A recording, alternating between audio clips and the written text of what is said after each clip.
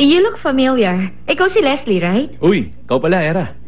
Magkakilala pala kayong dalawa? Nakikita lang kami sa mga tennis tournaments.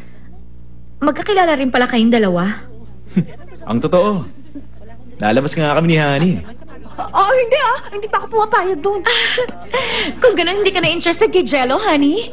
Siyempre naman, nandito na ako. Sandali, huwag mo naman sabihin yan.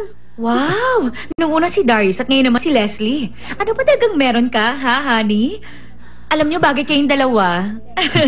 Kita tayo sa club meeting mamaya, ah. Okay, sige. Maiwan ko na kayo. Sige na, tuloy niyo na ang sweetness niyo.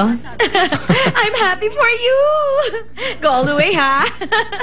Hindi naman ako umaasa. O, paano? Kailangan ko na rin umalis. See you later. Sige. Ano nangyayari?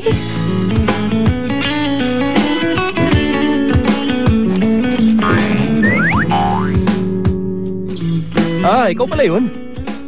Huwag ka na magpakahirap pa. Wala akong pakialam dyan kay Honey. Leslie, Ano yun, my lady? saan mo gusto pumunta? Sa date natin sa linggo? Bakit hindi na lang ikaw ang mamili? May hirapan yata akong makuha ka.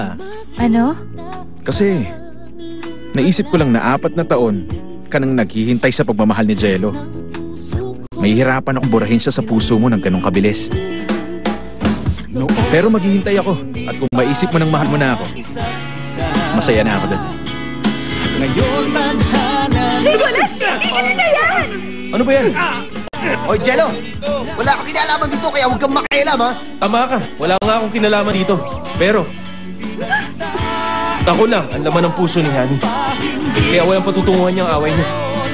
Kung napalalampasin ng pagkakataon upang sa dala at sisipa ng